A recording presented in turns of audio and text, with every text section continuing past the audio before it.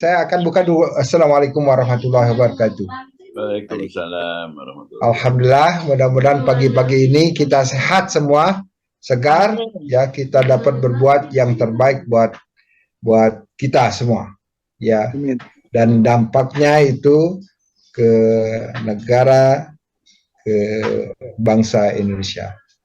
Kemudian mari kita dengarkan bagaimana Pak Heri selama sekian puluh tahun di Asra, ya, berkaitan dengan pengalaman orang-orang yang udah pensiun tuh dihadapi oleh Pak Suhari, ya, ini bagaimana menyikapinya, ya. Kita akan dengarkan apa yang disampaikan oleh Pak Suhari. Silakan Pak Suhari. Terima kasih Pak Kasih. Bismillahirrahmanirrahim. Assalamualaikum warahmatullahi wabarakatuh. Waalaikumsalam warahmatullahi wabarakatuh. Alhamdulillahirrahmanirrahim. Assalatu wassalamu ala asyrafil anbiya wa sallim ala alihi rasulillahi ajma'in. Amma ba'du. Rabbi shrah li sadri wa yassir li amri wahlul 'uqdatam min lisani yafqahu qawli. Alhamdulillah kita bisa ketemu lagi nih dalam keadaan sehat walafiat pagi ini. Mudah-mudahan kita kesehatan, kebahagiaan, serta ya kita mensyukuri kenikmatan hidup yang selalu diberikan kepada Allah SWT. Saya sebetulnya agak ini nih Pak Kos, pas sekarang sudah menghindar nih ditanya-tanya Pak Kos minta ini minta itu, bukan nggak mau berbagi, takut saya karena di dalam forum ini nih senior-senior saya semua gitu, jadi salah ngomong, sok tahu nanti dikiranya gitu kan ya.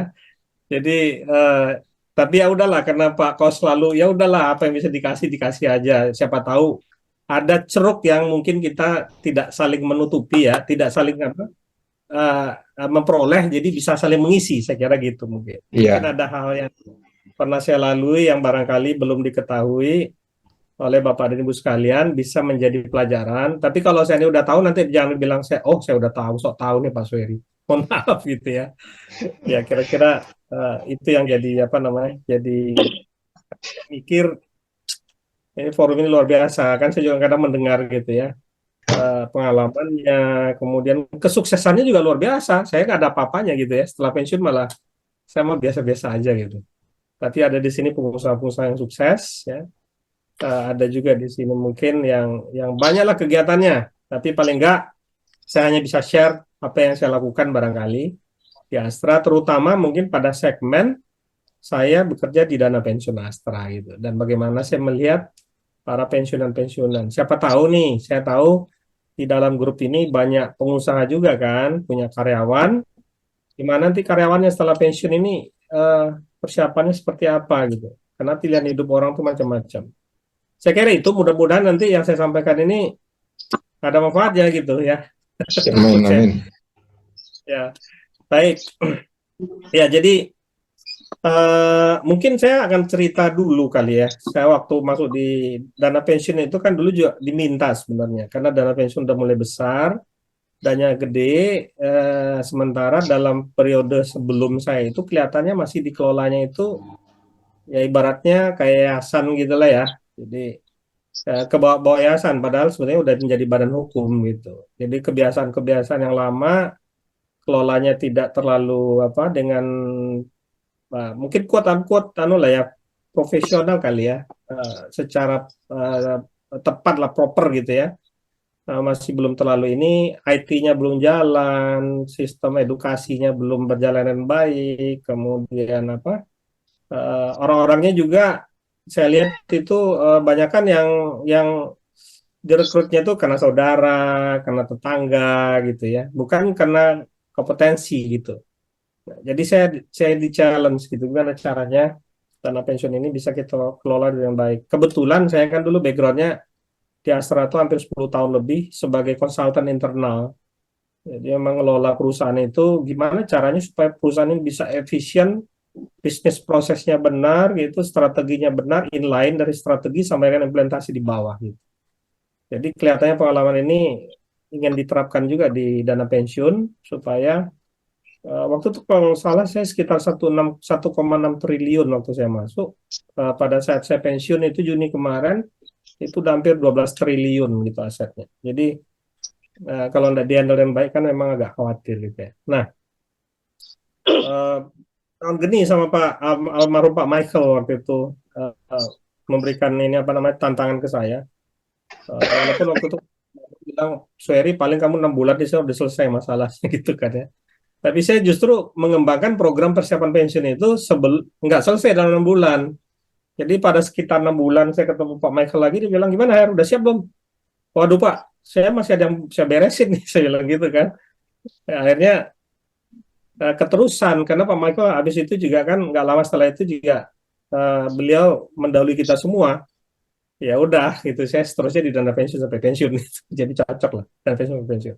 Nah, apa waktu itu yang jadi pertimbangan di dana pensiun? Jadi saya di challenge Pak almarhum waktu itu, Her, kamu sudah kelola uang dengan baik ya di dana pensiun ini nanti ke depannya. Mereka dikasih uang, tapi siapkah mereka setelah pensiun dengan uang itu gitu. Ya. Nah, iya ya, terus gimana caranya kita memberikan nilai tambah gitu. Saya mikir apa kira-kira? Ya salah satunya edukasi sebenarnya. Bagaimana kita mengedukasi orang dalam menghadapi sesuatu di depan ya. Karena nggak ada yang tahu di depan itu kepastiannya seperti apa ya. Jadi seperti ya di surat Luqman ayat 34 kalau saya nggak salah ya. Tidak ada yang bisa tahu apa yang terjadi besok hari gitu. Oleh karena itu, karena nggak tahu ya kita harus prepare aja. Bagaimana prepare-nya ya, apa yang kita bisa prepare, kita prepare. Kalau itu meleset ya namanya juga usaha kan ya.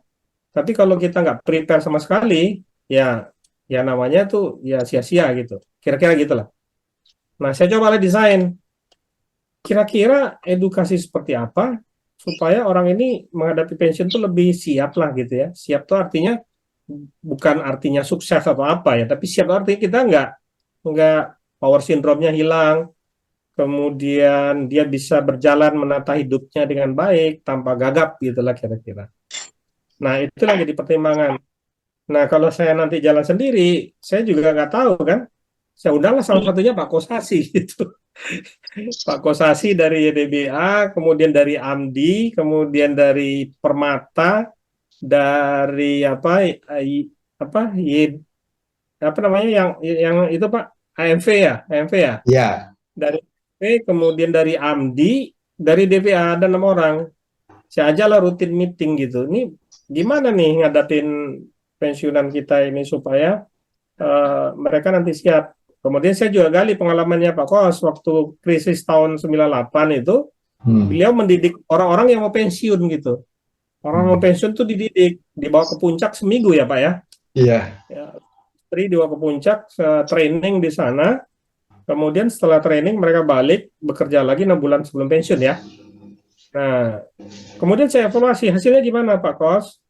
Hasilnya itu dari 100% itu cuma satu yang berjalan gitu. Lah, kalau gitu nggak efektif dong ya. Mereka udah pergi. Dan kebetulan waktu saya di asuransi Astra itu, ada bawahan saya mau pensiun. 6 bulan sebelum pensiun. Saya bilang, Pak, gimana? Udah prepare belum? Katanya. Kalau gitu ikut training di Astra, saya bilang.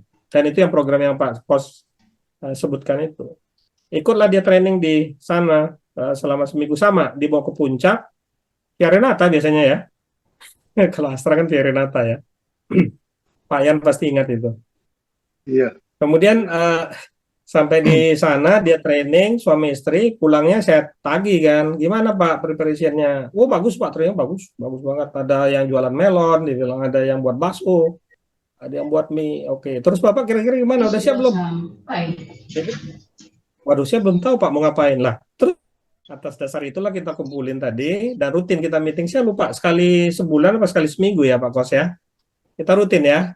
Bahas mulai dari background-nya, metodologinya, sampai dengan pelaksanaannya gitu. Kira-kira seperti itulah, sehingga keluarlah program persiapan pensiun versi Astra, yang sekarang kalau saya nggak salah mungkin udah 8.000 lebih alumninya.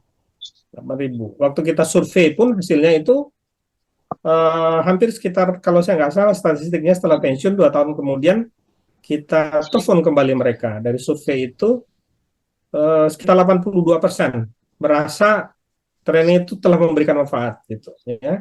Kemudian saya cek apa saja mereka kerjakan gitu ya. Dari situ ternyata 82% itu sekitar, kalau saya nggak salah netnya itu sekitar 62% itu benar-benar sudah punya kegiatan.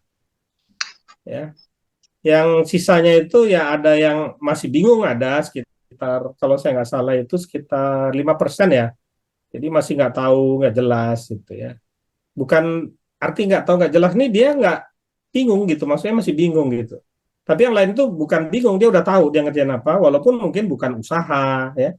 Mungkin dia sekedar apa namanya amal, atau di rumah jadi ustadz atau jadi dosen, atau menikmati aja kehidupannya dengan mengalir aja gitu. Kira-kira seperti itu. Jadi sesuai dengan pilihan. Nah, itu kira-kira yang historicalnya. Nah, terus bagaimana persiapan yang dilakukan tersebut? Nah, saya tuh teringat waktu saya duduk dulu nonton TV ya, sore-sore kalau nggak salah hari Minggu itu seorang Bob Sadino, mungkin almarhum, kita tahu barangkali ya, kenal kenal beliau, tapi beliau nggak kenal kita lah. Ya. Dengan santainya itu ditanya wartawan, Om Bob, kalau kita mau melakukan sesuatu itu eh, berbisnis lah, karena konteksnya beliau kan bisnis. Itu semudah apa sih?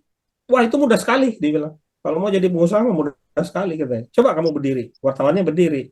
Suruh melangkah, melangkah wartawannya. Setelah melangkah kemudian udah duduk katanya. Duduk. Wartawannya bingung, "Pak, ini maksudnya apa ya?" Nah, semudah itu sebenarnya kalau mau usaha.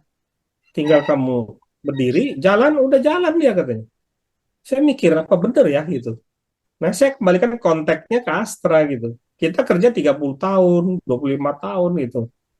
Itu saya istilah sebagai duduk. Jadi duduk 30 tahun, 25 tahun, nggak pernah berdiri ibaratnya. Kita tiap bulan terima gaji, selama sebulan ngabisin gaji gitu kan Pak ya. Biasanya gitu. Nggak ada kegiatan yang lain gitu. Lah terus disuruh berdiri. Oh, jangankan 30 tahun. Saya kira kita duduk aja selama 2 hari gitu. Nggak usah berdiri gitu. Kemudian suruh berdiri. Jatuh Pak. Ibu, jadi kayaknya lemah lututnya itu. Nah, ini 30 tahun kita nggak pernah ngapa-ngapain, disuruh kemudian berjalan, berdiri dan berjalan, jatuh sebenarnya. Oleh karena itu, ya mungkin sebelum berdiri, ya, pijit-pijit dulu kakinya gitu ya, lemas-lemesin dulu, kemudian coba berdiri pelan-pelan gitu. Setelah berdiri pelan-pelan, jangan melangkah dulu. Kakinya dikuatin dulu, ya semutannya udah hilang, barulah melangkah gitu pelan. Selangkah, 2 langkah, dan seterusnya. Dan itu pelan, nggak lari gitu, karena akan jatuh. Kira-kira gitulah pendekatannya. Oleh karena itu, maka di Astra kita buat juga approach-nya seperti itu. Kalau gitu orang di training tuh harus disiapin dulu ya, datang dulu, dikasih tahu, mau pensiun nih, sebentar lagi, tolong dipikirin dong, mau ngapain kira-kira, ya. Ini masih 2 tahun lagi nih pensiun. Udah, kebayang nggak kira-kira? Orang pensiun itu biasanya begini, panggil orang-orang pensiun, ceritalah, termasuk salah satu waktu itu Pak Yan, Pak Kos juga pernah cerita ya. Oh ternyata mau pensiun tuh gini loh, pengalamannya gini, supaya mereka dapat pengetahuannya.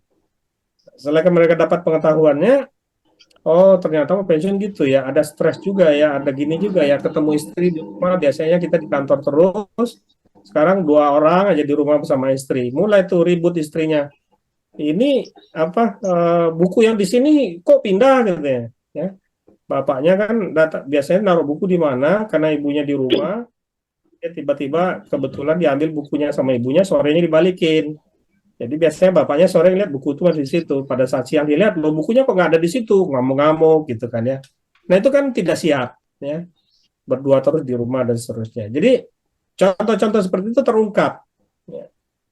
Nah setelah mereka tahu itu, kita juga berikan kesempatan untuk mereka untuk mendapatkan motivasi lah, bahwa pensiun itu bukan akhir dari segalanya gitu, masih banyak yang bisa kita nikmati ya, tergantung kita tuh mau ngapain gitu ya.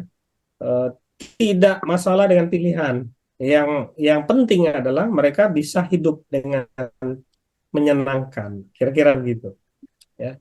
Karena pilihan tuh macam-macam gitu ya. Ada yang ingin punya usaha gitu, ngebet punya usaha, ada yang ingin apa namanya berbakti, berbuat amal, kemudian ikut kegiatan sosial, ada juga di rumah senang-senang sama cucu, belajar ilmu akhirat, atau juga mungkin berjalan-jalan dan seterusnya. Yang penting dia bisa menikmati hidupnya, ada. Pilihan itu yang kita berikan. Jadi persiapan pensiun itu bukan untuk menjadikan seorang itu menjadi seorang apa eh, pengusaha atau apapun, terserah dia. Gitu. Approach itu yang kita bangun. Ya. Kemudian kita juga jelaskan bagaimana kira-kira keadaan kita setelah usia pensiun. Kemungkinan yang kita temui dari kesehatan kita. Ketemu gimana kita memprepare kita. Misalkan, kalau tiba-tiba mulai kram-kram ini kakinya, ya mungkin ini masalahnya makanannya, mungkin duduknya kelamaan, atau kita harus cek ke dokter. Dokter itu memberitahu kepada peserta. Ya. Nah, setelah itu kita juga berikan suatu approach ke mereka. Oke, kalau gitu gini deh, sebelum Anda melakukan sesuatu kegiatan, coba kita pelajari. Kira-kira cocoknya Anda tuh ngelakuin apa? Nah, kita tes ke mereka. Jadi kekuatannya di mana? Kelemahannya diabaikan. Nah, mungkin lagi udah pensiun memperbaiki kelemahan gitu. Padahal dari kuliah sampai dengan bekerja sampai pensiun, kelemahan terus yang diperbaiki oleh perusahaan supaya kita optimum. Ternyata kelemahan itu juga nggak baik-baik juga kadang ya. Apalagi setelah pensiun kita memperbaiki kelemahan itu. Maksudnya potensi gitu, bukan hal yang lain. Nah, sehingga kita fokus kepada kekuatan. Begitu dilihat hasilnya, orang ini kuatnya kemana? Saya tuh ingat sekali itu Pak Kosasi itu dia merasa sangat pas setelah dites. Iya, memang saya kuatnya di sini. Makanya kita bisa ketemu sama beliau tiap Jumat seperti ini. Memang kuatannya di situ gitu. Ya, Pak Kos ya. Cocoknya itu memberikan pencerahan, ikut kegiatan yayasan dan seterusnya. Alhamdulillah pas gitu ya. Nah, itulah yang tadi kita temukan sekitar 82% itu mereka merasa cocok gitu. Dari situlah mereka kita ajarin gimana menyusun sesuatu supaya dia tahu persis saya mau ngapain gitu dengan semua bekal ini. Ya. Dan kita panggil juga pengusaha-pengusaha, kita panggil juga orang yang di rumah saja, orang yang istilahnya jadi dosen atau mungkin kegiatan sosial, dia curahkan di situ pengalamannya supaya dapat input kepada orang-orang pensiun ini gitu. Ya, itu pertemuan pertama ya. Dan dalam pertemuan pertama ini kita kasih PR dalam 4 bulan, tolong disiapkan setiap 2 minggu itu ada outputnya. Saya ini sebetulnya ingin punya usaha ternak ikan ini. Buat aja nggak apa-apa. Kemudian sewaktu ternak ikan, tolong dipelajari apa kekuatan Anda, apa kelemahan Anda buat ternak ikan, terus apa fasilitas yang Anda punya untuk bisa melakukan itu saat ini, apa yang belum Anda punya untuk saat ini, kalau Anda punya kolam tersebut. Tolong diterjemahkan, begitu dia udah dapat listnya, kemudian tolong di ranking, kekuatannya itu berapa, kelemahannya berapa, sumber daya yang ada, sumber daya yang punya itu berapa. Nanti. Kemudian 2 minggu berikutnya dia pilih lagi kegiatan kedua yang menurut dia ingin dia lakukan. Saya habis ini mau jadi pegiat sosial aja deh gitu kan. Dia lakukan lagi kekuatannya apa, kelemahannya apa yang dia udah punya, apa yang dia belum punya untuk melakukan itu. Dia list lagi, ranking lagi, sampai kira-kira kita harapkan 5 sih biasanya, 5 hal. Jadi 4 bulan itu selesai. Akhirnya dia dapat rankingnya. Oh, ternyata urutan pertama itu adalah saya punya kolam ikan ini. Saya senang lihat ikan, pagi-pagi itu ngelihat air berbunyi, waduh senang banget kayaknya gitu ya. Cuma kelemahan saya ini, aduh, kadang-kadang kalau ada air itu agak kedinginan nih, bisa rematik nih kalau megang-megang air misalkan ya. Terus saya udah punya lahan yang bagus sekali buat kolam gitu. Tapi saya kurangnya apa? Siapa yang kerja ya? Masa saya jagain ikan terus tiap hari gitu kan? Nah, ini kan jadi ranking nih. Tapi ternyata paling tinggi poinnya yang ikan ini. Kemudian sosial nomor 2. Kemudian misalkan berdagang nomor 3 dan seterusnya. Nah, setelah ranking maka harusnya kan dia milih berkolam. Kemudian berkebun itu mungkin nomor 2 gitu. Nah, dari 1-2 ini dia diskusi lah sama keluarga, anak istri panggil, ayah ini udah dapat nih, atau ibu udah dapat gini-gini dari pelajaran yang dapat di Astra. Ternyata yang paling cocok itu setelah semua yang saya pelajari kemarin, ayah ini berkolam nih, gimana nih, ibu, anak-anak. Oh. Nah, anak-anak biasanya sama ibu kasih support, terserah ayah aja, yang penting ayah bahagia gitu kan.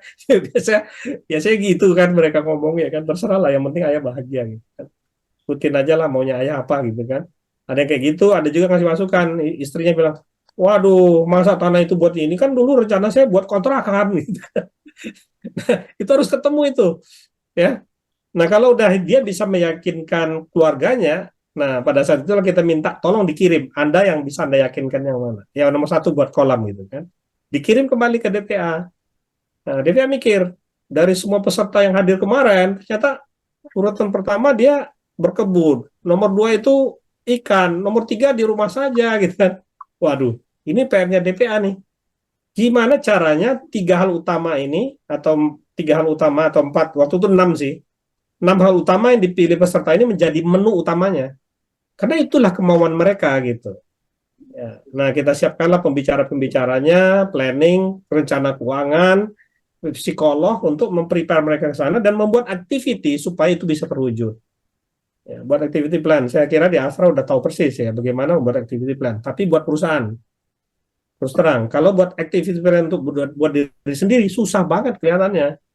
Ya, makanya kita suruh buat untuk diri Anda sendiri. Kalau ingin membuat kolam ikan, maka minggu pertama ngapain, minggu kedua ngapain, minggu ketiga ngapain, sampai dengan kira-kira 6 bulan itu terjadi. Jadi kolamnya muncul setelah 6 bulan. Nah, kira-kira seperti itu yang kita harapkan mereka. Ya, kita ajarin tuh activity plan-nya, ya semua nanti aspek strategis, aspek operation, aspek market, aspek semuanya kita bahas, ya. Kemudian kan teori itu kan general sifatnya, tapi pada saat masuk pada topik khusus, kita panggil orang yang sukses ternak ikan itu gimana sih? Panggil, datang, dicerita. Mulai dulu gimana, jatuh bangunnya gimana, do don'ts-nya gimana. Terus peserta boleh bertanya. Habis itu kita panggil lo orang yang tukang pekebun yang sukses gitu kan. Dia bicara juga do don'ts-nya gimana dan seterusnya. Nanti panggil lagi nomor 3 orang yang pegiat sosial nih, senangnya sosial. Panggil, hadir di situ. Gimana caranya mereka bisa menikmati hidup dalam keadaan kegiatan sosial tersebut dan seterusnya. Nah, selesai itu kita kasih mereka PR pulang, buatlah activity plan itu yang benar, kemudian jalankan. Ekspektasinya 6 bulan kemudian mereka udah punya lah. Jadi setahun sebelum pensiun dia udah bisa lihat kolam ikannya, ya sesekali dia datang, dia udah taruh ikan dan seterusnya, sehingga harapan kita pas dia setahun kemudian pensiun itu semuanya sudah terjadi gitu ya, walaupun mungkin hasilnya belum optimum, kegiatan sosial dia mungkin belum terlalu dikenal, tapi udah mulai ada aktivitas dan seterusnya, atau kebunnya mungkin bibitnya udah ditanam, atau paling tidak kebunnya sudah bersih gitu ya, sudah mulai ada kelihatan yang tumbuh dan seterusnya. Nah, dia tinggal meneruskan saja. Nah, terus bagaimana dengan uang pensiunnya? Nah, ini kan yang jadi masalah kan ya. Nah, saya melihat Bapak dan Ibu sekalian, karena saya itu kan setiap orang bayar uang pensiun kan saya lihat itu, saya tanda tangan soalnya. Jumlahnya itu bervariasi sekali gitu. Ada yang ya sebetulnya dia punya uang pensiun nggak ngapa-ngapain aja, udah cukup, bahkan bisa kemana-mana gitu kan ya. Tapi ada juga orang saya lihat, waduh ini mah paling juga setahun udah habis nih gitu, dalam keadaan normal gitu. Terus gimana dia ngadapinnya? Nah, harapan kita adalah bahwa berapapun yang dia terima, ya uang yang dia terima waktu dia pensiun, itu bukan jadi perhitungan lagi.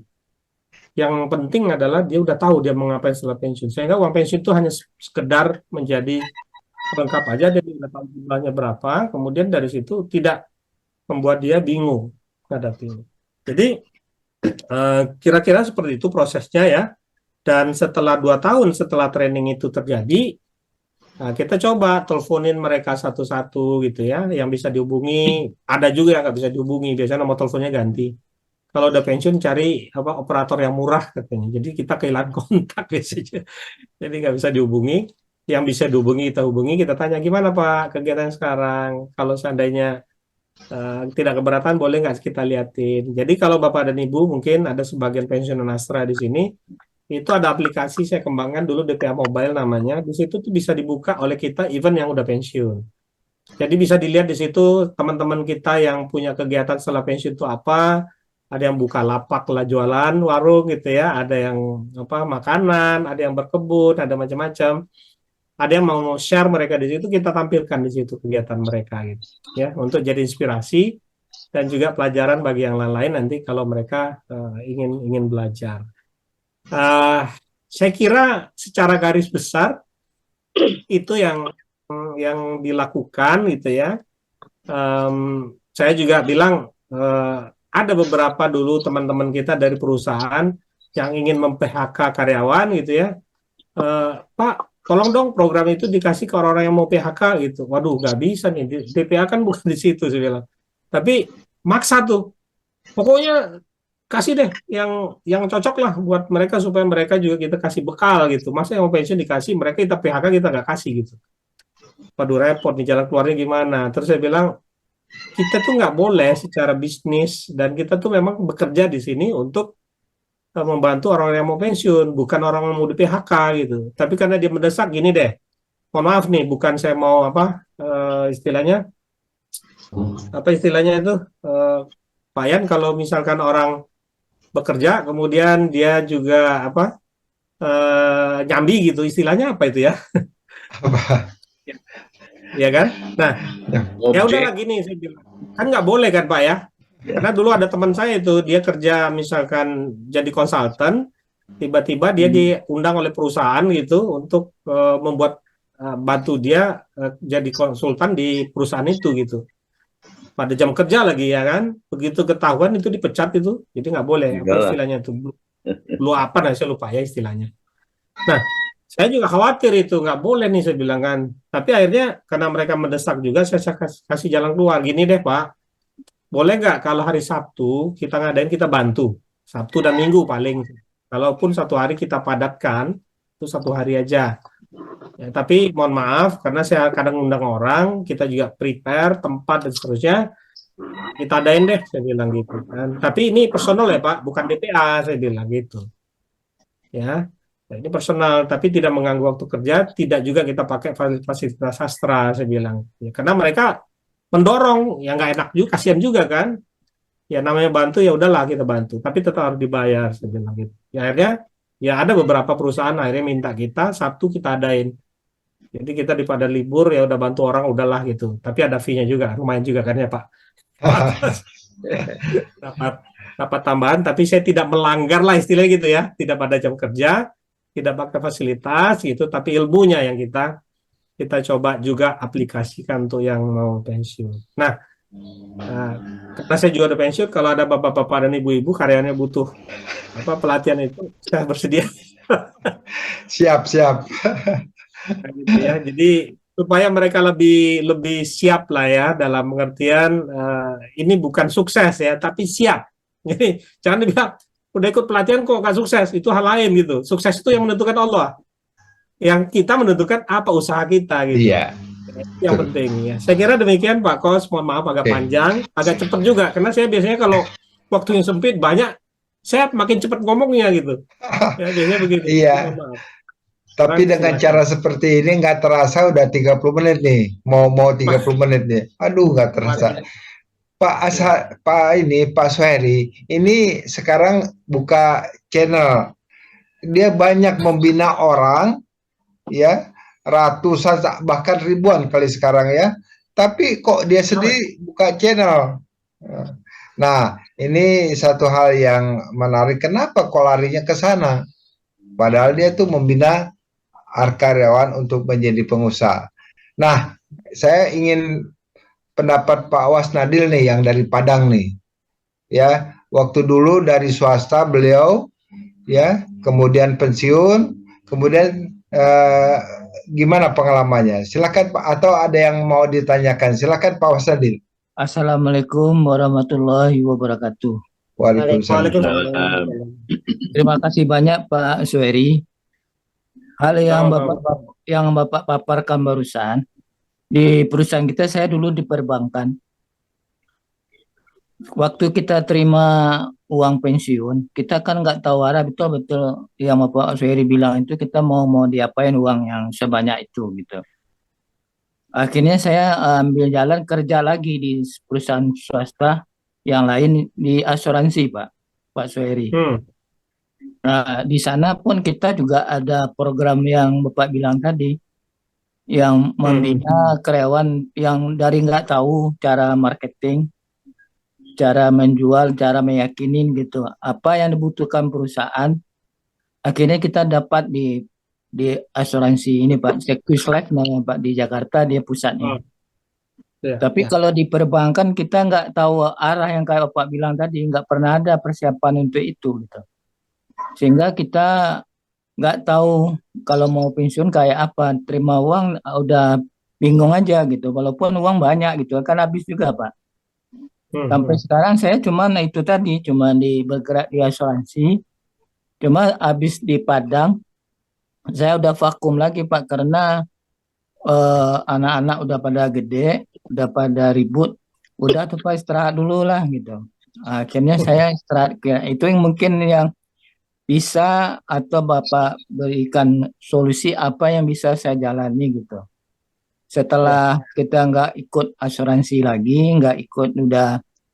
Cuma sekarang di rumah aja Pak ngambil-ngambil apa aja. Istilah saya sama anak-anak ngambil uang minta ke mama atau ke papa aja di ATM gitu. Nah gitu Pak. Jadi pengalaman saya kayak gitu. Jadi saya di perbankan itu 26 tahun Pak. Di asuransi 18 tahun.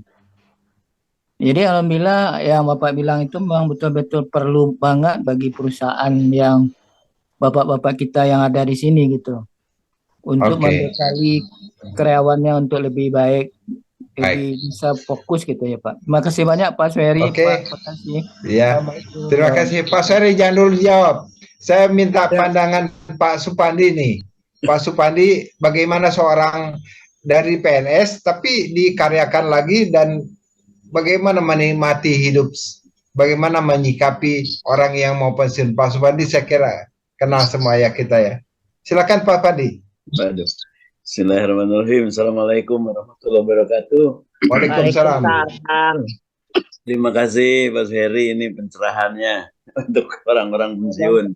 Kalau saya waktu kerja di perindustrian 31 tahun, saya tidak memikirkan pensiun, Pak. Dan nggak terbayang misalkan pensiun saya mau apa ya, saya jalanin aja pekerjaan di tugas hari-hari. Kemudian betul-betul tiba titiknya pensiun, saya baru sadar, oh saya nggak punya kerjaan nih. Ya saya 3 hari Pak. Hari keempat saya udah dapat lagi tugas dari Menpan waktu itu untuk mengurus membantu Profesor Winase selaku Bupati Jembrana. Nah mengapa? Jadi waktu 3 hari itu saya coba-coba ya bermain olahraga, tiba-tiba ada telepon, Bapak ini di mana sekarang? Oh sekarang kan saya pensiunan, saya bilang gitu. Sambil juga nggak mikir tuh. Loh, mau nggak ada proyek nih dari Menpan untuk membantu salah seorang bupati di Bali? Mikirnya sederhana juga saya. Wih, ke Bali saya bilang kalau sengaja ya uang pensiun saya kurang dong. Ah ya udahlah mau. Jadi, nah dari situ sampai sekarang, jadi artinya saya cuma 3 hari pensiun. Ketika sudah saya mengerjakan sesuatu dengan tulus di Jembrana, sambil juga bermain, keliling Bali itu udah biasa, muter-muter sendiri atau gimana, dinikmatin saja. Kembali ke Bandung, tiba-tiba juga nggak tahu kok, selalu begitu saya. Ditelepon sama Profesor Denny, teman dari ITB, kebetulan dia kepala Bapeda Jawa Barat. Kang, saya dengar udah pensiun, bisa ngobrol nggak? Ya udahlah, saya datang ke kantor, ngobrol-ngobrol, tiba-tiba, sekarang di mana? Ya saya bilang saya di Bali. Waduh gimana? Kapan mau bantu Jawa Barat? Gitu. Ya bantu apa? Saya nggak bisa apa-apa kok, saya bilang. Nggak, gini aja lah, gini. Di Bali udah selesai belum? Udah final report lah. Tiba-tiba mau pulang, Kang, udah disiapin kantor di bawah tuh katanya. Tapi ya sementara nggak punya sekretaris. Jadi apa? Bantu saya lah katanya. Saya ingin menunjukkan Jawa Barat itu lebih dari provinsi lain. Waduh, saya mikir Pak, datang ke rumah Batu, udah disediakan kantor, gimana ya? Akhirnya saya minta file-file yang ada selama dia bekerja di situ. Ketemu ya alhamdulillah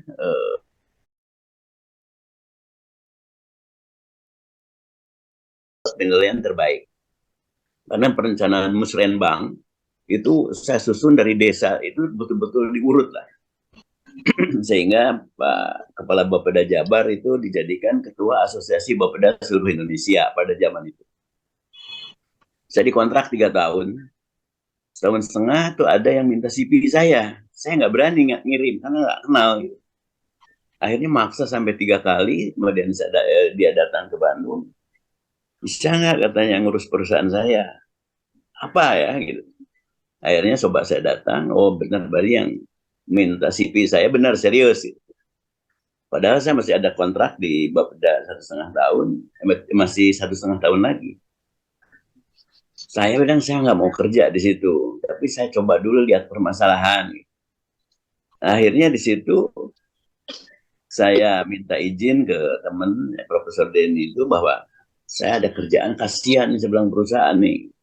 Oh boleh, dan alhamdulillah begitu diterima saya diminta jadi direktur. Sampai sekarang sudah 12 tahun di perusahaan itu, dan orang bertanya kepada saya, kok udah tua gitu ya, udah 72 tahun kok masih kerja? Saya bilang saya nggak kerja. Saya menikmati pekerjaan, jadi sama aja saya dengan bermain di rumah. Kalau bermain di rumah kan paling dengan anak dan cucu terbatas. Tapi kalau di pekerjaan saya bisa bermain dengan orang-orang yang saya belajar terus, Pak. Jadi pengalaman pensiun saya kalau ditanya mungkin agak lain, Pak Kos. Saya tidak berbisnis sekalipun ya sekarang, oh ternyata bisnis itu begini ya.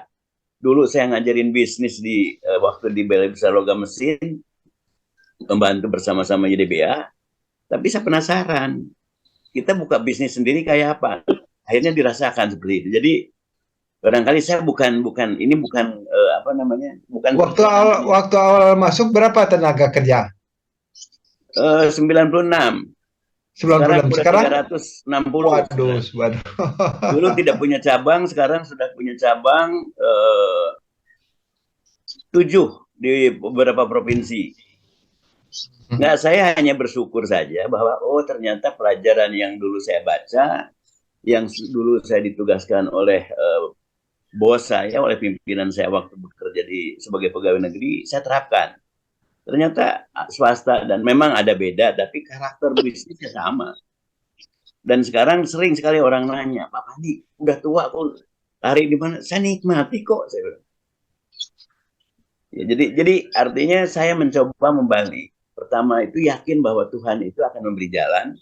Kedua, kita tidak pernah merasa misalkan mau menilep atau misalkan hal-hal yang ya menurut kita menguntungkan atau apa, tapi tidak untuk diri sendiri. Ya saya harus berusaha untuk tidak makan begituan. Barangkali itu saja Pak Kos ya. Oke, baik teman-teman, ini pengalaman Pak Suheri. Iya, bagus. Satu hal yang sangat penting buat kita dengar. Saya ingin dengar dari Pak Yan yang udah 40 tahun di Astra ini, gimana melihat satu tanggapan pensiun Pak? Silakan. Suhu kita suhu. Aduh. Makanya kata waktu itu saya pensiun, katanya Pak Yan pensiun.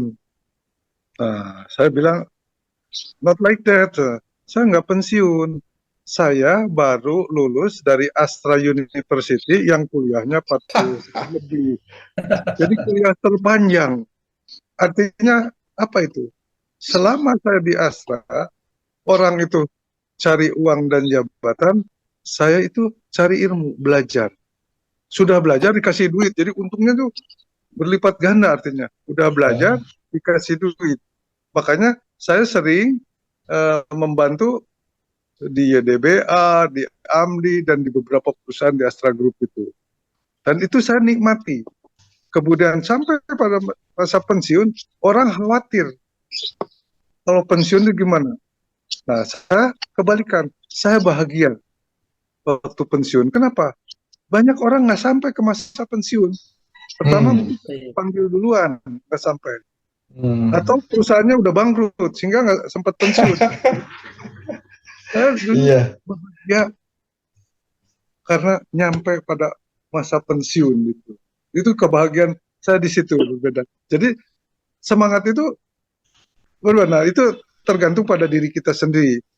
Alhamdulillah, karena saya waktu aktif di Astra, saya diperbantukan di berbagai perusahaan dan berbagai ilmu yang bukan, padahal dasarnya saya kan teknik gitu sih. Tapi saya diperbantukan di berbagai hal, di marketing, HRD dan segala macam.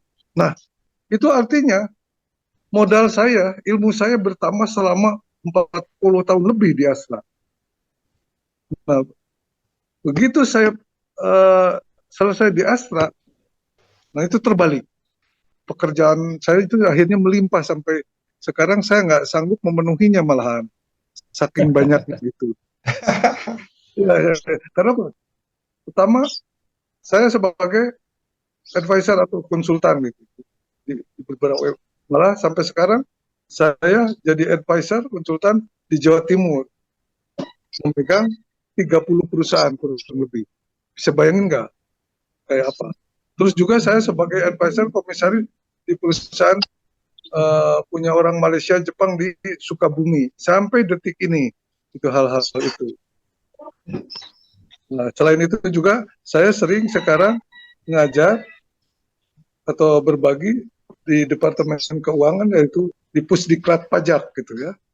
Ngajar untuk eselon 2 yang siap untuk nanti menjadi pimpinan Dirjen Pajak di seluruh Indonesia. Nah, saya selalu kebagian itu, dan yang minta itu maksa saya untuk memberikan sharing gitu. Selain itu udah pasti di rumah itu sendiri seperti itu. Saya punya hobi, yaitu saya hobi memelihara ikan hias itu. Kemudian istri saya juga punya hobi, yaitu hobi memasak dan apa. Akhirnya banyak orderan ke istri saya kemana, dan juga saya karena rumah saya di dekat perkampungan. Akhirnya waktu itu setiap sisa uang atau apapun saya selalu beli tanah semeter 2 meter. Akhirnya jadi rumah-rumah yang sekarang jadi kontrakan di itu. Jadi itu otomatis. Jadi masa pensiun itu saya bukan khawatir, justru bahagia nyampe ke masa pensiun. Dan kita siap nggak siap kan itu nyampe gitu masa pensiun itu. Dan saya menikmati. Di rumah hobinya saya apa? Yaitu baca buku di situ. Itu juga hobi. Selain tentunya menemani cucu saya kalau hari-hari libur, cucu saya hidup dulu. Saya menikmati juga. Saya masih sehat sehingga bisa bermain dengan cucu. Dan itulah kesehatan itu muncul dari mana? Karena dari diri kita sendiri. Kebahagiaan pada saat masa pensiun. Nah, itu tidak datang begitu saja. Pada saat di Astra, saya siap diperbantukan dimanapun. Di Amdi saya ngajar di Amdi, walaupun saya nggak dapat bonus apa-apa. Terus di YBA suka diundang juga oleh Pak Kusasi, macam-macam juga. Dan di banyak perusahaan juga seperti itu.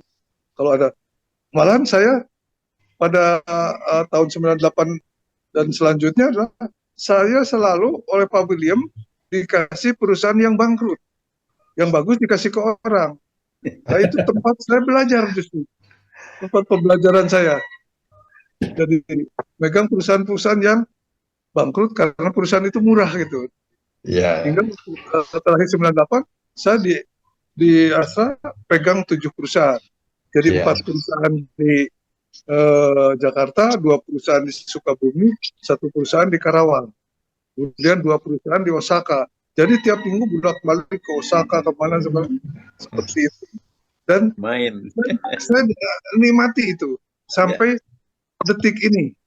Alhamdulillah. Saya tidak terlalu tua sih sebenarnya sampai ini. Oke. Paling muda ya, yaitu 76 ya, paling muda. Ya baru 76 lah. 67 ya. Ya, non Pak Yan masukannya. Ya begitulah Pak Suheri. Jadi orang-orang yang sudah pensiun itu seperti itu sekarang. Jadi saya nanti setelah Pak Seri mengkomentari, saya minta tolong teman-teman yang masih aktif ya untuk memberikan ini. Silakan Pak Suheri dulu deh. Ya, terima kasih Pak Suheri. Ya, terima kasih. Ya Pak Yan. Terima kasih Pak Yan, Pak Wasnadi, tadi Pak Fadi juga. Kan luar biasa Pak Yan. Jadi kalau saya dengar cerita seperti malah saya bilang tadi, takut saya ngomong di sini sebenarnya, saya bilang. Di sini nih kan forum yang tepat. Tapi kalau saya bicara di Astra dengan katakanlah selama 10 tahunan itu 10 ribu lebih yang pensiun gitu ya. Itu tidak banyak yang seberuntung Pak Yan, Pak Supardi gitu ya, Pak Wasnadi gitu ya. bahwa mereka itu siap gitu ya. Mungkin Pak Wasnadi tadi nanya sedikit ya, nggak apa-apa nanti saya bahas tersendiri. Jadi kayak Pak Supardi tadi, baru 3 hari udah di-call orang gitu ya. Kemudian kegiatannya berjalan terus. Jadi poin saya di sini pensiun itu kan bukan berarti berhenti bekerja, tapi pensiun itu adalah titik di mana tempat yang kita sangat lama bekerja kemudian berakhir karena usianya. Jadi katakanlah 55 harus berhenti. Masalah seterusnya itu mau kerja lagi, punya usaha, kegiatan sosial dan seterusnya itu nggak masalah. Yang penting adalah dia berjalan, tapi mereka tuh enjoy, gitu. bukan terpaksa, bukan tertekan gitu. Karena sampai saat ini pun bahkan ada setelah pensiun itu mereka hanya sekedar telepon sana sini, minta bantuan dan seterusnya. Itu menurut saya sih agak kasihan ya. Artinya mereka nggak prepare dari segi berbagai hal gitu, termasuk secara finansial. Nah, yang penting adalah mereka betul-betul menjalaninya dengan baik gitu. Ya. Nah, terkait dengan Pak Wasnadi tadi, sebenarnya poin-poin penting setelah kita pensiun itu menurut saya satu hal, Pak. Jadi satu hal, selama kita bisa maintain itu, saya kira apapun yang kita lakukan nggak masalah. Apa itu? Dapur. Ya. Selama dapurnya gebul, tidak direcokin istri, minta uang nggak ada, saya kira apapun yang dilakukan setelah itu nggak ada masalah. Nggak ada masalah. Ya. Mau kerja lagi, mau tidak bekerja lagi, itu nggak masalah. Banyak hal yang kita bisa lakukan. Terus terang, mungkin orang juga bertanya lah, Pak Suheri kan ngajarin orang persiapan pensiun. Dia sendiri seperti apa ya? Mungkin ada yang nanya gitu kali ya. Saya tuh dulu sengaja, kalau sudah mau pensiun, saya nggak mau kerja dulu. Pokoknya saya mau nikmati aja gitu kan. Jadi kerjaan saya sekarang apa? Kalau nggak buat video, kalau nggak jalan-jalan, ya, kalau nggak saya ngasih apa namanya ceramah sana sini. Maksudnya ceramah itu dalam artian ada yang minta lah gitu ya, Pak, tolong kayak ini misalnya minggu depan Pak, saya pengen tahu nih gimana sebetulnya kita prepare untuk financial planner gitu. Padahal saya kan nggak di sana gitu. Ya udah, ayo ketemu, lebih banyak membantu gitu ya. Bahkan setelah saya pensiun pun ada yang deketin saya, Pak, Bapak kerja di sini, terserah Bapak mau pilih apa perannya. Mau jadi direktur, mau jadi komisaris, mau jadi advisor. Ntar dulu, saya nggak mau diket-iket dulu. Saya udah 31 tahun saya diikat, saya bilang, sekarang mau jadi orang bebas gitu. Ya. Yang penting setiap bulannya itu ada sesuatu yang saya nggak diganggu. Biasanya diganggu kan urusan dapur ya. Nanti istri butuh ini nggak bisa ngasih duit, butuh ini. Nah, itu yang pertama. Yang kedua, begitu dikasih ke istri, lihat rekening akhir bulan, lu kok berkurang, mulai stres itu kan. Nah, itu yang penting dijaga dulu. Kalau itu bisa dijaga, ya apapun yang kita lakukan setelah itu tuh menurut saya sih mudah gitu. Nah, kembali ke Pak Wasnadi tadi. Yang penting tuh Bapak, yang penting tuh bukan Bapak, oh saya kerja terus, apa-apa kalau senangnya bekerja gitu. Ya, kalau saya udahlah cukup kali ya, nggak tahu nanti ya. Hari ini saya merasa cukup untuk bekerja itu dalam pengertian secara formal. Ya, saya ingin melakukan apapun yang saya senangi. Apa yang ketemu saya kerjakan. Walaupun kadang tetap ada perencanaannya ya. Contohnya sekarang pun sekitar 3 bulan dulu sebelum pensiun itu. Dari dulu saya ingin punya usaha sebenarnya Pak. Ya, tapi kan saya juga nggak mau mengganggu waktu saya, komitmen saya di kantor gitu ya. Nah, akhirnya waktu 3 bulan saya udah yakin bahwa sebentar lagi saya akan pensiun. Jalan saya bilang kan. Dan kalau saya bilang jalan itu, ya saya nggak mau juga berpanjang-panjang berpikirnya. Mungkin kalau orang tuh panjang rencananya, karena saya udah ada di kepalanya, steppingnya saya udah tahu, karena udah juga ngajarin orang macam-macam gitu ya. Saya buka itu Pak Kos. Jadi balik lagi, tapi belajar juga namanya. Ya, gimana kalau saya punya resto kecil dulu deh, saya bilang modalnya, saya nggak mau stres. Ya. Pokoknya kalau saya modal ini, kalau nggak jadi pun nanti saya nggak terganggu. Nah, berapa rupiah sekian, saya taruh di sana, tok, jalan. Terus orang bilang supaya gampang ikut franchise saja. Saya nggak mau diatur orang, saya bilang. Saya mau ngatur diri sendiri. Saya mau buat merek sendiri, saya bilang. Ya, saya buat merek sendiri. Kalau nanti dia besar, alhamdulillah. Kalau enggak, ya udahlah. Namanya sudah belajaran ya. Akhirnya saya buat itu. Apa namanya, bakmi legenda. Kalau Bapak dan Ibu lewat di Jalan Raya Bogor itu ada warung kecil gitu ya. Di situ namanya bakmi legenda gitu. Ya kita buat resepnya sendiri, kita racik ya barengan dengan yang kerja. Setelah dapat, Ya, itu kita jadikan standar. Terus saya mau Hmm. lihat ini, Hmm. kira-kira jalannya gimana nih? Sekarang udah 8 bulan, 9 bulan kira-kira kan? Hmm. Dia berjalan, bisa nutupi biaya, ada orang 2 orang bekerja, saya bisa bayar, dia nggak gangguin duit Cash flow saya. kita. Hmm. Terus istri saya senang karena tiap hari dia bisa punya kegiatan juga. Saya di rumah masih main Zoom, main apa segala macam, video, dan juga kayak kemarin baru diminta sama CNBC, Pak, tolong tanggapin undang-undang baru nih sektor jasa keuangan, saya kasih tanggapan jam 12-an gitu kan. Kemudian OJK minta saya untuk fit proper calon-calon direktur, kemudian OJK juga minta saya untuk melakukan mediasi. Ya kadang-kadang hasilnya juga lumayan lah. Bahkan kebutuhan sebulan, kadang-kadang 2 bulan ketutup juga, cuma Iya, berapa kali iya. ketemu. Jadi Aman ya Pak. nikmatnya gitu lah. Daripada saya tiap hari Alhamdulillah. ya, alhamdulillah Alhamdulillah. gitu lah. Selama, nah cuma gini poinnya. Enggak banyak orang seberuntung kita yang ada di ruangan ini, ya. Mereka struggle, udah nggak punya kemampuan, ilmu juga mungkin terbatas, pengetahuan terbatas. Gimana kita bisa bantu mereka supaya mereka ini nggak kelabakan menghadapinya. Jadi proses Iya. training itu sebenarnya seperti itu. Ya, jadi melangkahnya dia seperti apa. Kalaupun dapatnya kecil, bagaimana dia menyikapi. Contoh mungkin kayak di video saya Pak Kos, kalau boleh saya share sedikit Iya. di YouTube saya itu. Iya. Saya tuh kan pernah ngobrol juga. Saya tuh banyak yang saya unek-unek mau saya sampaikan, tapi susah gitu ya. Makanya saya nulis buku itu Pak. Jangan cuma bermimpi mulai saja. Sampai sekarang cuma satu itu. Lagi Pak males. Tapi masih tiap 2 tahun tuh terbit, ya terbit. Sekarang kan udah lebih 10.000 gitu ya. Iya. Nah, ilmu-ilmu tuh saya sekarang bagi ke orang-orang tuh terbatas. Ketemu satu saya ngobrol, dia senang. Ketemu satu ngobrol, makanya saya tulis buku. Iya. Driver saya itu saya ajak ngobrol. Kalau lagi kemana-mana, kamu gaji kamu saya tahu segitu, cukup nggak sih? Pak, nggak cukup, bisa nabung, nggak bisa nabung Pak. Mau nggak saya ajarin cara nabung supaya kamu bisa nanti suatu saat punya duit, ya duitnya bisa dipakai buat apa? Saya bilang kan. Gimana Pak? Saya ajarin dia. Nah, di YouTube tuh ada ya, misalkan pendapatan tetap, pengeluaran tetap, tapi tetap punya duit. Gimana caranya? Padahal kemarin nggak punya duit gitu kan? Nah, contoh gini, kamu kan kalau pergi sama saya bilang, karena kan makan siang itu kan ikut saya yang bayarin, saya bilang. Terus duit yang harusnya kamu buat beli makan untuk apa, saya bilang? Ya taruh di dompet Pak. Nanti kalau ada perlu apa-apa habis. Nah itu salah, saya bilang. Kenapa nggak kita sikapi uang itu kamu tetap, misalkan berapa sekali makan 20.000, kan udah makan mas saya yang bayar, saya bilang. 20.000-nya kamu taruh di kaleng, kurung uang itu di situ. Seolah-olah kamu udah belanja di warung, saya bilang. Dan jangan pernah dianggap uang itu masih ada, karena itu udah Ya. jadi miliknya warung.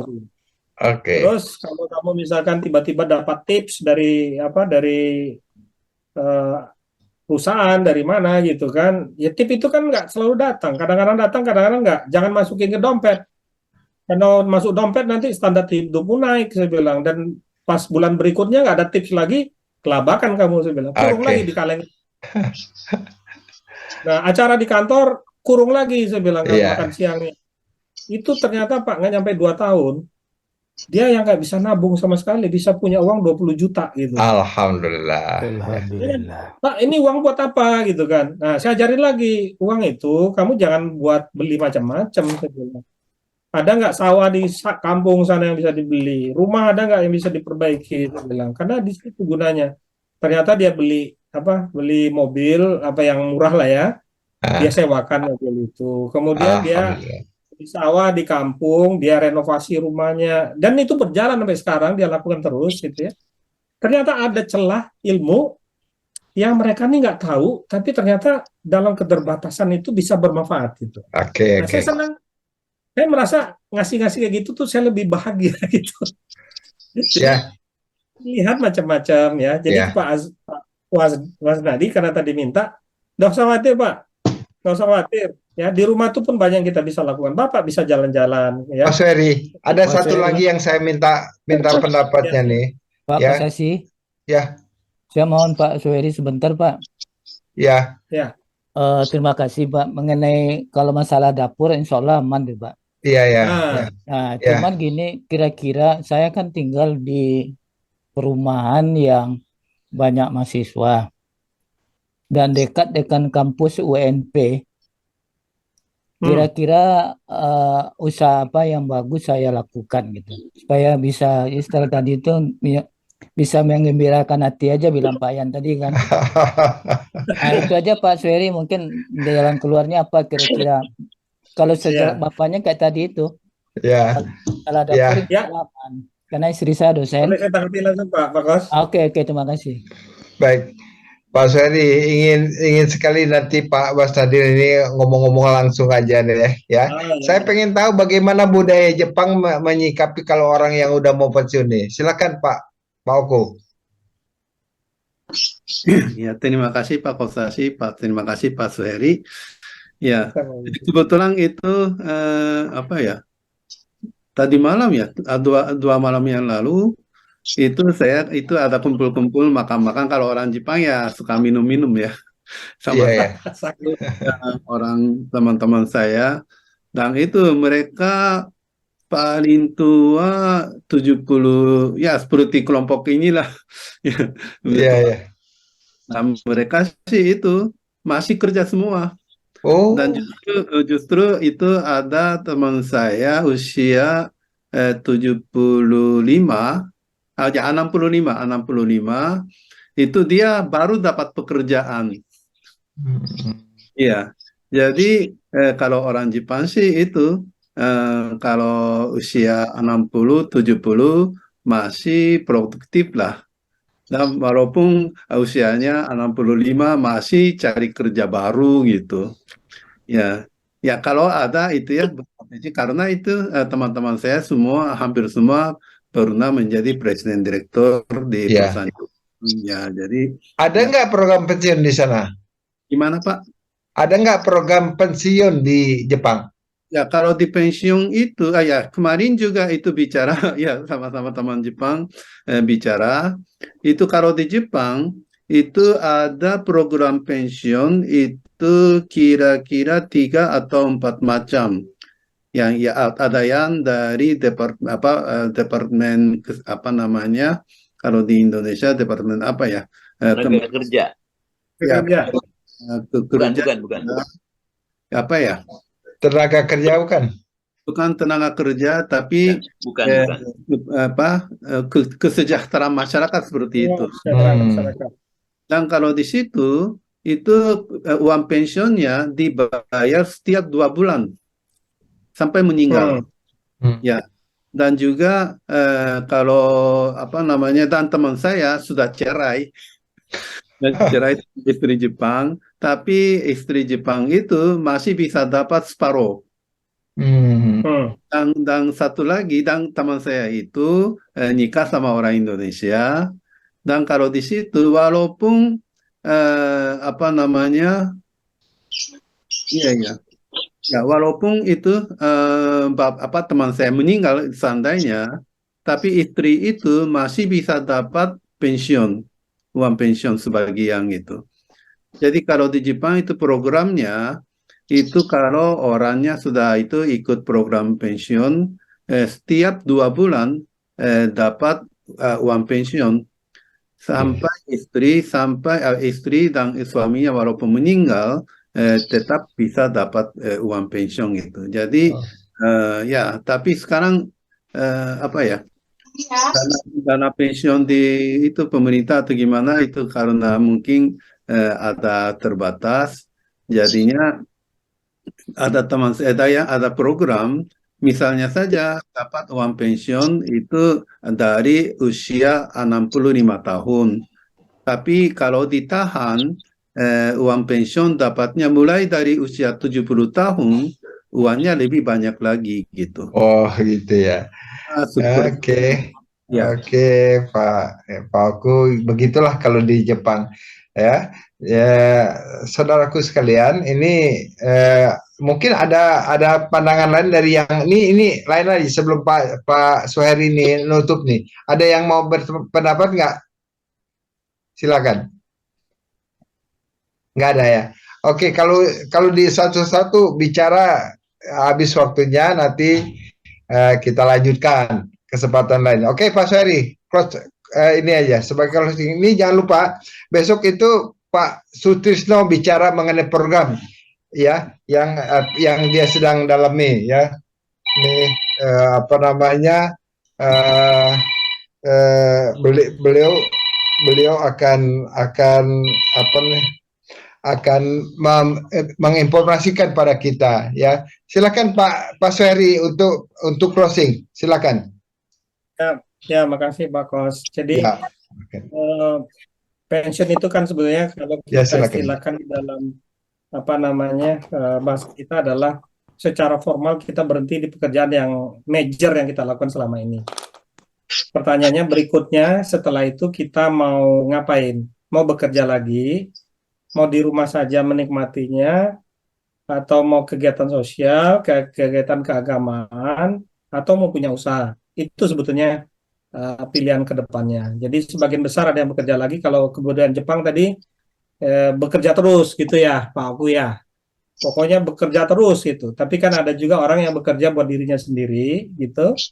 Ya, pingin mengontrol sendiri, punya usaha sendiri ada juga. Ada juga orang yang ingin menikmati, menjelajahi dunia ada ya. Kalau saya kombinasi lah, masih ada kerjanya, pingin jalan-jalan juga karena banyak hal yang belum bisa dieksplor. Ya.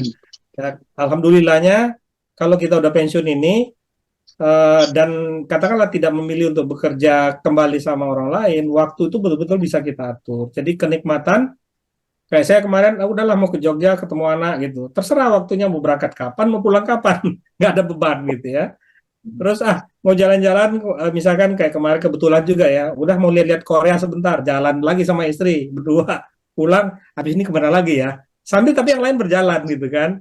Jadi bisa seperti itu. Bisa juga, ya kalau senang bekerja. Yang penting seperti Pak Supardi tadi, enjoy kok saya kerja, nggak merasa tertekan, nggak merasa dikontrol, fine gitu. Yang penting adalah kita nikmati sisa hidup ini. Dan tetap, kalau kembali kepada dasar ayat 18 gitu kan ya, at the end kita harus investasi itu ya untuk dunia maupun untuk akhirat kita. Saya kira itu aja Pak Kos. Ya, terima kasih sekali lagi. Mohon maaf jika dalam penyampaian hari ini ada yang kurang berkenan, tidak tepat atau malah menjadi berlebihan gitu. Takut saya nanti jadi sombong gitu ya.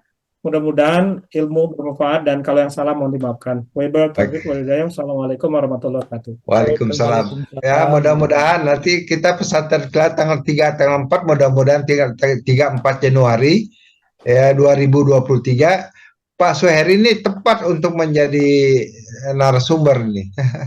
Ini 3-4 ini di pesantren kita di dekat rumah Pak Suheri itu kita akan kumpul. Dan kita akan semalam di pondok deh gitu. Insya Allah pada tanggal 3-4 Januari kita akan bikin ya jumlah pesertanya 20-30 orang paling banyak itu ya. Dan minggu depan, pekan depan, hari Jumat depan itu minta tolong Pak Sutrisno nanti akan menginformasikan pada kita setelah dari Kadin dia kemana ya. Programnya dia kan pengurus Kadin waktu itu, kemudian aktif di Kadin, kemudian dia menyelenggarakan dan untuk membangun generasi muda. Ini apa yang akan dilakukan? Jangan-jangan nih sama Pak Oku sama Pak Budi ini, Profesor Budi, alhamdulillah kita bisa diskusi hari Jumat yang akan datang. Ya Pak Tisno ya, ini nggak memperlihatkan. Terima kasih semuanya. Insya Allah kita akan ketemu lagi pada pekan yang akan datang setiap hari Jumat. Tapi jangan lupa jam 5 seberapa saya udah buka. Jam 5 tuh, jam 5 kebetulan sekarang subuh. Tadi saya ngobrol-ngobrol dulu sama Pak Hendro, sama Pak Supandi. Ya alhamdulillah ya sekarang kita bisa bebas luasa. Oke, terima kasih Pak Suheri sekali lagi. Terima kasih teman-teman yang sudah diskusi. Terima kasih Bolin yang sudah dari NTB dan mari ya kita dengan assalamualaikum Terima kasih Bapak semuanya. Waalaikumsalam warahmatullahi wabarakatuh.